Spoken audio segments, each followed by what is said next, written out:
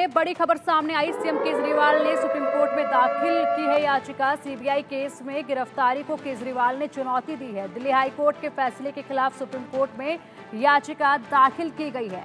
तो बड़ी खबर यह है दिल्ली के मुख्यमंत्री अरविंद केजरीवाल से जुड़ी हुई कि एक याचिका जो है अब दाखिल की गई है और सीएम केजरीवाल की याचिका पर सुप्रीम कोर्ट में सुनवाई होगी।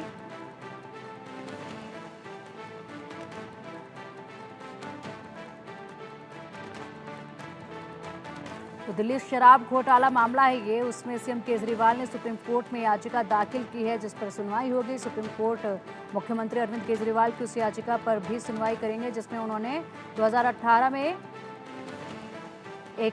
आज एक सुनवाई जो होनी है वो ये भी रहेगी कि 2018 में यूट्यूबर पर वीडियो को सोशल मीडिया प्लेटफॉर्म एक्स पर साझा करने से संबंधित मानहानि मामले में कई संबंध को बरकरार रखने के लिए दिल्ली हाई कोर्ट के आदेश को चुनौती दी थी। इस पर भी आज सुनवाई होगी। दूसरी तरफ सीएम केजरीवाल ने सुप्रीम कोर्ट में एक और याचिका दाखिल की है जिसमें सीबीआई केस में गिरफ्तारी को केजरीवाल ने चुनौती दी है और दिल्ली हाई कोर्ट के फैसले के खिलाफ सुप्रीम कोर्ट में याचिका दाखिल की गई है।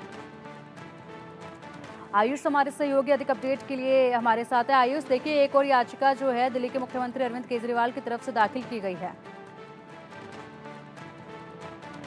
सुप्रीम कोर्ट में एक बार फिर से अरविंद केजरीवाल के द्वारा एक याचिका दायर की गई है जिसमें उन्होंने ये बात कही है कि सीबीआई के द्वारा जिस प्रकार से उन्हें गिरफ्तार किया गया था वो असंवैधानिक था, गलत था, गैर कानूनी था।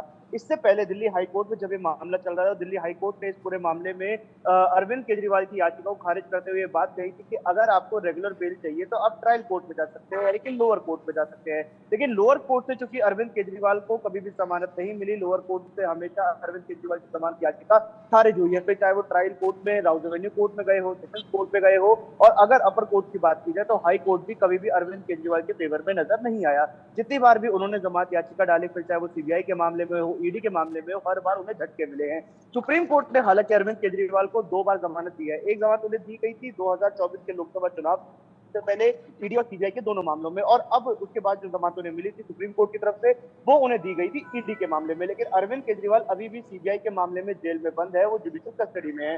अब सीबीआई के मामले के खिलाफ अरविंद केजरीवाल के वकील अभिषेक मनु सिंघवी ने सुप्रीम कोर्ट का रुख किया है और सुप्रीम कोर्ट को ये बात कही है कि इससे पहले अरविंद केजरीवाल को जो 3 बेल ऑर्डर्स दिए गए थे वो पीएमएलए एक्ट के सेक्शन 45 के अधीन थे, लेकिन इस वाली बेल की जो डिमांड की गई है ये बिना सेक्शन 45 के है। चीफ जस्टिस ऑफ इंडिया के सामने जब इस पूरे मामले को रखा गया, तो वो प्रस्तुत किया गया, तो उन्होंने अभिषेक मनु सिंघवी जो अरविंद केजरीवाल के वकील है उनको कहा कि आप इस मामले को ईमेल कीजिए, ईमेल के बाद चीफ जस्टिस ये देखेंगे कि इसकी सुनवाई कब करनी है और इस पर क्या कुछ निर्णय दिया जा सकता है। जी, जमानत याचिका भी दायर की है आयुष। जी बिल्कुल, देखिए जमानत याचिका जाहिर सी बात है कि अरविंद केजरीवाल की तरफ से दायर की गई है। इसका कारण ये है कि जब ईडी के मामले में उन्हें जमानत दी गई थी तो आम आदमी पार्टी और अरविंद केजरीवाल की आधी जीत तय हो गई थी, क्योंकि अरविंद केजरीवाल पर ईडी और सीबीआई दोनों के मुकदमे चल रहे थे। ऐसे में ये चीज कही जा सकती थी कि आधी जमानत अरविंद केजरीवाल को मिली, लेकिन आधी कहाँ लंबित रह गई, वो रह गई सीबीआई के मामले में, क्योंकि ईडी में जब उनके ऊपर protection of money laundering act लगाया गया और जब इसमें इतना लंबे समय लग गया, सुनवाई चल रही है काफी देर से, अरविंद कई दिनों से, कई महीनों से अरविंद केजरीवाल तिहाड़ जेल के अंदर न्यायिक हिरासत में बंद है, तो सुप्रीम कोर्ट ने बात मानी थी कि अगर ईडी देरी कर रही है जांच करने में तो इसका जो नतीजा है वो अरविंद केजरीवाल को नहीं भुगतना चाहिए और उनको अधिकार है। आर्टिकल 21 हमारे संविधान का right to liberty, right to life हमें देता है, जिसके तहत अगर सुनवाई में देरी हो रही है या जांच में देरी हो रही है तो जिस व्यक्ति को गिरफ्तार किया गया है उसको जमानत दी जानी चाहिए, ये जमानत उसका अधिकार है। इसमें बहुत तीखी टिप्पणी भी सुप्रीम कोर्ट के द्वारा की गई थी। लेकिन यहाँ पर दूसरी बात ये जो अटक गई थी वो थी सीबीआई के मामले में, कि सीबीआई के मामले में अरविंद केजरीवाल को जमानत नहीं मिली थी। इसी चीज को लेकर अरविंद केजरीवाल ने जब सुप्रीम कोर्ट का रुख किया है, अब ये कयास लगाया जा रहा है कि अगर सुप्रीम कोर्ट उन्हें जमानत दे देता है तो मनीष सिसोदिया की तरह अरविंद केजरीवाल भी जेल से बाहर आ सकते हैं। जी बिल्कुल, और जिस तरीके से आयुष आपने बताया कि ये तो है कि लगातार दिल्ली के मुख्यमंत्री अरविंद केजरीवाल जो हैं याचिकाएं लगा रहे हैं और अपनी गिरफ्तारी को गलत ठहरा रहे हैं, और इसी तरीके से मनीष सिसोदिया और संजय सिंह के मामले में भी देखने को मिला था। बात की जाए, मनीष सिसोदिया बाहर आ चुके हैं, अगर दिल्ली के मुख्यमंत्री बाहर आते हैं और तो उसके बाद फिर किस तरीके से चीज़ें चलेंगी, क्योंकि अभी ये भी सवाल उठ रहे हैं कि क्या मनीष सिसोदिया एक बार फिर से डेप्यूटी सीएम बन सकते हैं क्या?